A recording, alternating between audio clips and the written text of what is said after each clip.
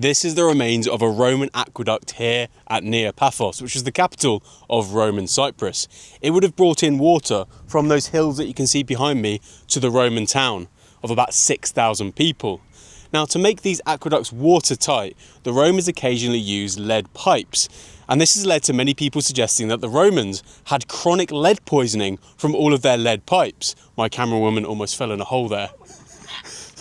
The first thing we should mention is that the Romans didn't actually know that lead was poisoning them, so much so that they actually used lead cooking vessels to make wine to sweeten it artificially.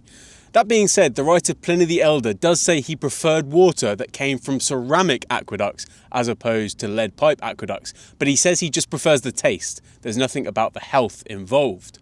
An additional point is that these lead-lined aqueducts over time would have acquired a crust of lead carbonate, which acted a bit like limescale. The water would have just flowed over the lead carbonate, meaning that the lead poisoning effects of these lead-lined aqueducts was actually fairly minimal. Additionally, a lot of Romans didn't actually drink water from aqueducts. This water here would have gone into public fountains, and it would have also made the gardens of really rich people nice and flush with water.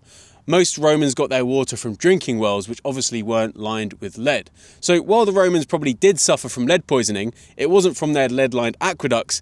And additionally, many Romans didn't live beyond the years where lead poisoning would really show and make itself prominent.